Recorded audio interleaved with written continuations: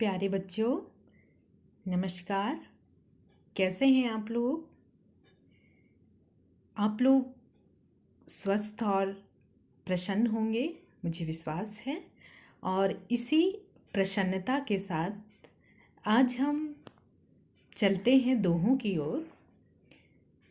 MP board कक्षा 10वीं, विषय हिंदी, प्रेम और सौंदर्य के अंतर्गत हमने जो कविता पाठ लिया है वो है, आप लोग को बताना है कि हम क्या पढ़ने वाले हैं। एक दोहा हम सबसे पहले दे रहे हैं, इसके बाद फिर आगे की पढ़ाई शुरू करेंगे। सत सैया के दोहरे, ज्यों नाविक के तीर, देखन में छोटी लगे, घाव करे गंभीर, घाव करे गंभीर। तो बच्चों, ये दोहा आपने सुना है क्या? अगर सुना है तो बताइए किनका है ये दोहा? सोच पा रहे हैं? जी, बिल्कुल सही सोच रहे हैं। हाँ, हम पढ़ने वाले हैं बिहारी जी को। ये दोहे किसके हैं, किनके दोहों के बारे में ये प्रशंसा की गई है? बिहारी के दोहे। और कवि बिहारी कौन है? ये रीतिकाल के पीयूष वर्षी, रीति सिद्ध भावधारा के सर्वश्रेष्ठ कवि हैं। बिहारी जी का सौंदर्य बोध हम पढ़ने वाले हैं आज।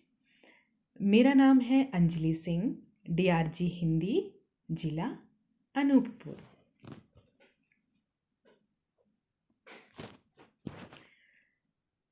सौंदर्य बोध कविता है। कवि बिहारी जी की जीवन परिचय को हम पढ़ लें सबसे पहले। तो ब्रज भाषा के पीयूष वर्षी कवि बिहारी का जन्म सन 1595 ईस्वी में ग्वालियर में हुआ था।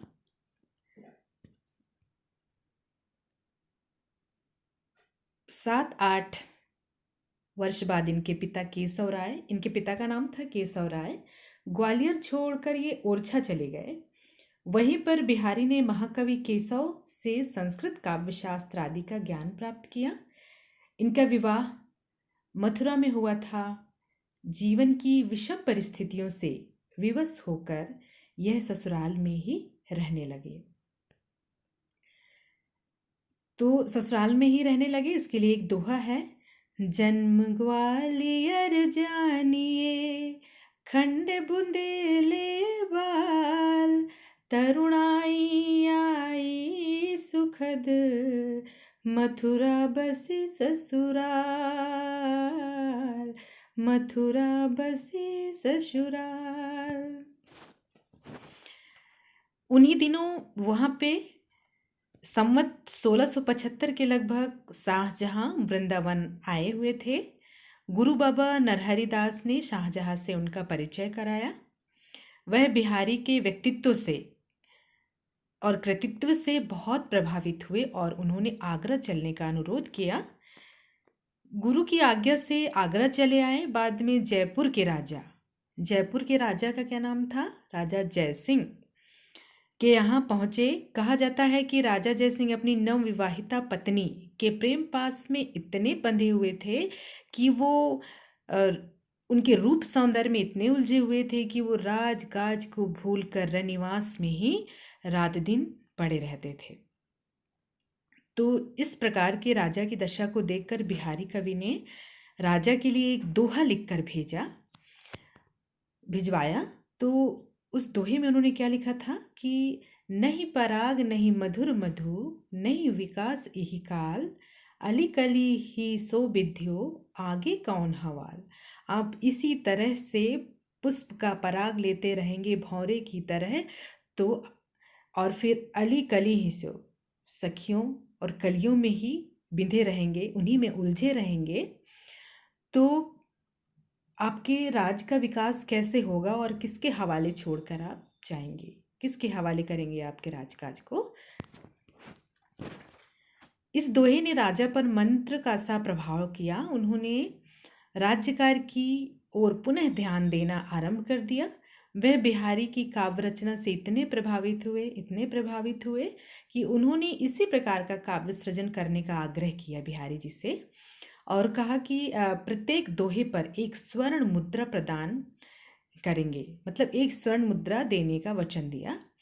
उन्होंने राजा जयसिंह के आग्रह पर सतसई की रचना प्रारंभ की। सतसई के समाप्त होते होते उनकी पत्नी का निधन हो गया।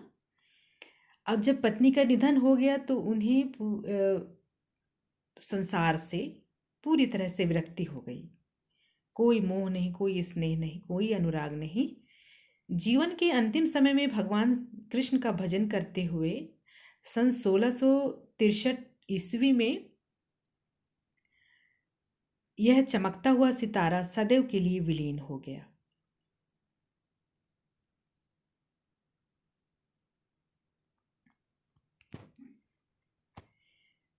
अब इनकी कृतियां क्या हैं, इनकी रचनाएं क्या हैं, जो साहित्य जगत की अनमोल धरोहर हैं। ये रचनाएं हैं महाकवि बिहारी लाल की प्रसिद्ध काव्य कृतियां बिहारी सतसई है। किस नाम से जाना जाता है ये? बिहारी सतसई। इसमें कुल 719 दोहे संग्रहित हैं, जिनमें से अभी 713 दोहे उपलब्ध हैं।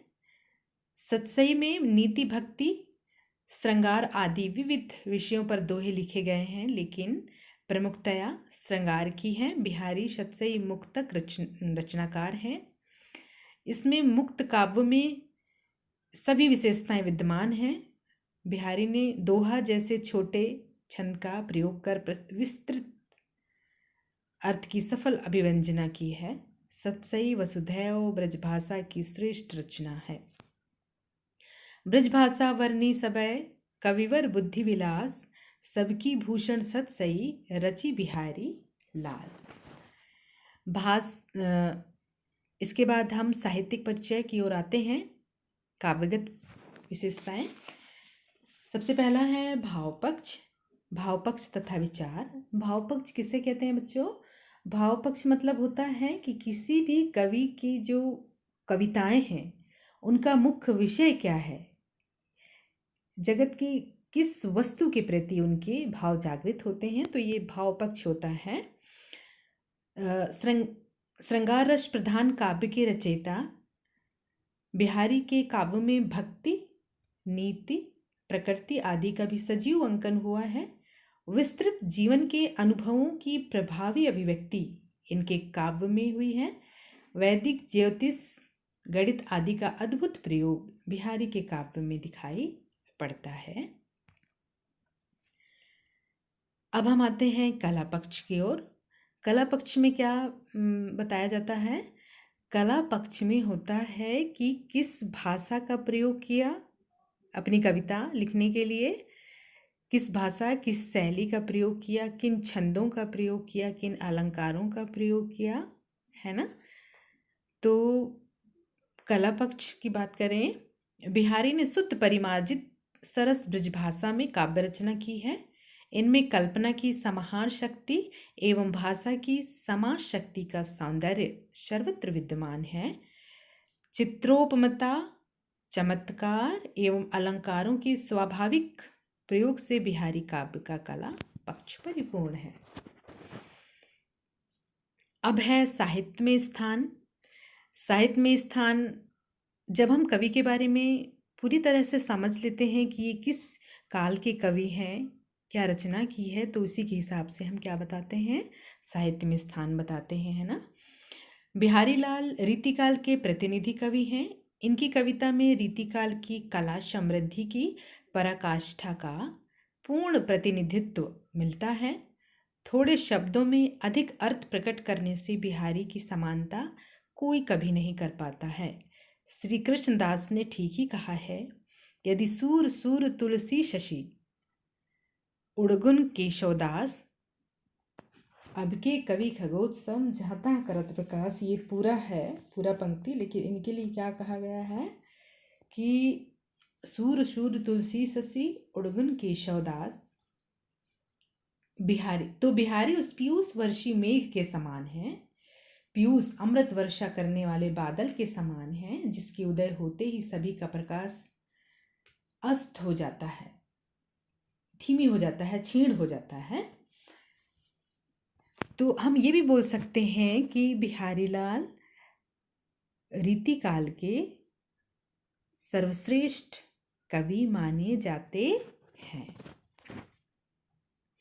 अब हम जो सौंदर्य बोध में जो कविता है, जो दोहे हैं, उनके अर्थ, संदर्भ, प्रसंग सहित पद्यांशों की व्याख्या समझते हैं। सबसे पहला दोहा, सोहत ओढ़े पीत पटु श्याम सलोने गात, मनो नील मणि शैल पर आतप पर ओ प्रभात, आतप पर ओ प्रभात। सोहत ओढ़े पीत पटु श्याम सलोने गात, मनो नील मणि शैल पर आतप पर ओ प्रभात। तो ये दोहा है। अब दोहा के बाद क्या आता है, सबसे पहले हम संदर्भ समझते हैं। संदर्भ में दो बातें आती हैं, एक तो कवि का नाम, दूसरा कविता का नाम। ठीक है, तो हम इसको ऐसे भी बोल सकते हैं कि प्रस्तुत दोहा स्वाति पाठ्य पुस्तक के प्रेम और सौंदर्य पाठ के सौंदर्य बोध शीर्षक से लिया गया है, जिसके कवि रीतिकाल के श्रेष्ठ कविवर बिहारी हैं, है ना। ये बता दिया। या फिर ये सारी बातें अगर आपको बहुत लंबी लगती हो तो हम ये भी बोल सकते हैं संदर्भ में कवि का नाम बिहारी लाल, कविता का नाम सौंदर्य बोध। अब प्रसंग क्या है? प्रसंग में यहाँ पर कवि ने श्री कृष्ण के सलोने रूप के सौंदर्य का वर्णन किया है। अब इसकी व्याख्या करें, भावार्थ समझे। सोहत ओढ़े पीत पटु श्याम सलोने गात, मनु नीलमणि शैल पर आतप परियो प्रभात।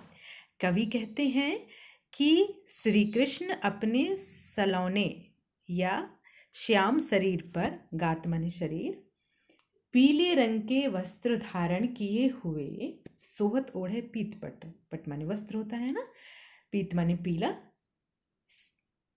श्री कृष्ण अपने श्यामले शरीर पर पीले रंग के वस्त्र ओढ़े हुए ऐसे सुंदर लग रहे हैं, इतने सुंदर लग रहे हैं मानो जैसे नीलमणि पर्वत पर प्रातःकालीन सूर्य की किरणें, पीली किरणें पड़ रही हैं और नीलमणि पर्वत की सुंदरता बढ़ गई है। तो मनु मतलब क्या होता है? ये जनु मनु उत्प्रेक्षा अलंकार, यहाँ पे संभावना जताई गई है। श्री कृष्ण की सुंदरता से संभावित, किसके सौंदर्य को देखकर? नीलमणि पर्वत पर सूर्य के प्रकाश से जो आभा है, जो सुंदरता बढ़ रही है, उसकी संभावना की गई है। तो ये क्या है हमारा पहला अर्थ। अब विशेष क्या होगा? सबसे पहले कवि बिहारी ने यहाँ पे ब्रज भाषा का प्रयोग किया है और उत्प्रेक्षा अलंकार, कौन सा अलंकार? उत्प्रेक्षा अलंकार का प्रयोग किया है और श्री कृष्ण के सांवले शरीर की सुंदरता का वर्णन किया है।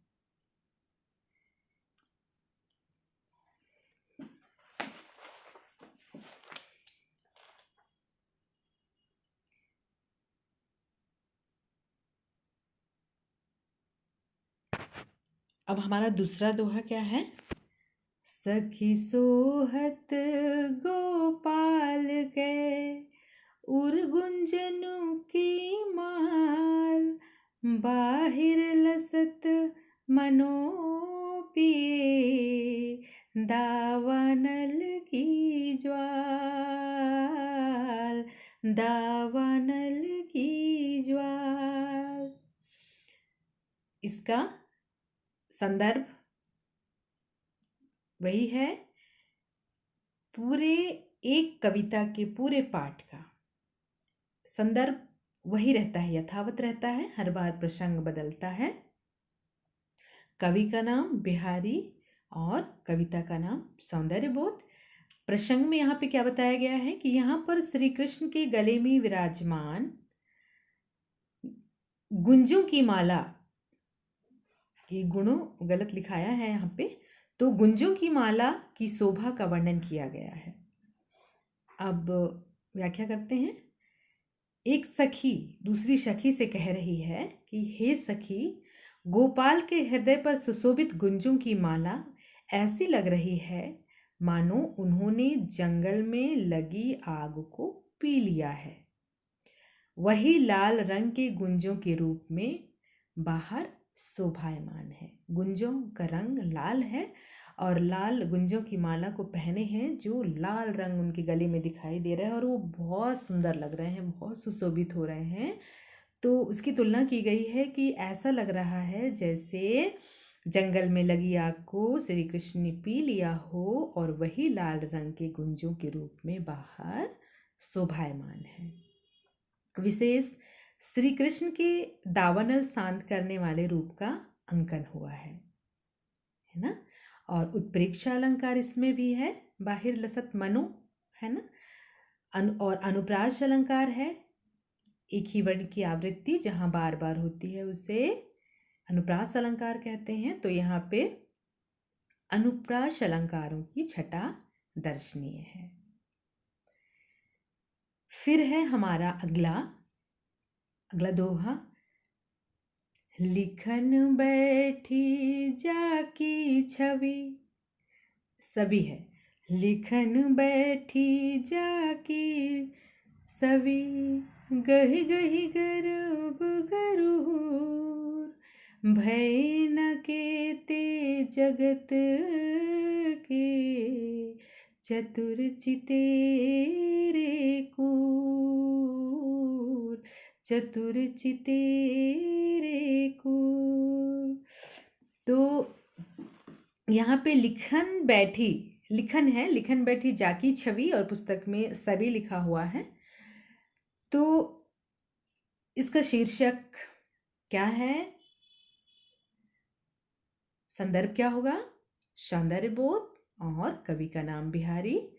प्रसंग में यहाँ पर भगवान श्री कृष्ण के अवर्णीय सौंदर्य का बखान किया गया है, वर्णन किया गया है। हम दोनों चीज ले सकते हैं इसमें, एक तो श्री कृष्ण के सौंदर्य का भी वर्णन किया गया है, दूसरी ओर एक अतिशय सुंदर नायिका के सौंदर्य का भी वर्णन किया गया है। व्याख्या। जिस भगवान श्री कृष्ण की शोभा को लिखने वर्णन करने के लिए इस संसार के कितने ही कुशल चित्रकार, कवि, कलाकार बैठे हैं, गर्भ गरूर मतलब अपने हृदय में अभिमान या घमंड भरकर बैठे हैं कि हम बखूबी वर्णन कर लेंगे, लेकिन किंतु न लिख पाने के कारण वे मूर्ख ही सिद्ध हुए। कितने ही लोग आए और उनके रूप गुण सौंदर्य का वर्णन करना चाहा, लेकिन किसी से भी रूप गुण और सौंदर्य का वर्णन नहीं हो सका, इसलिए वो मूर्ख सिद्ध हुए। अब इस दोहे का विशेष क्या है, काव्य सौंदर्य क्या है। भगवान का परिवर्तित होने वाले सौंदर्य का वर्णन शब्दों के द्वारा संभव नहीं है। और पुनरुक्ति प्रकाश अनुप्रास अलंकार और भाषा ब्रज और छंद है दोहा छंद है। ये सभी जितने पढ़ चुके हैं वो सभी दोहा छंद है। तो ये हमारा यहाँ पे समाप्त होता है। इसके बाद इसमें और दोहे हैं, उसको मैं लेकर पुनः आऊँगी। तो नमस्कार।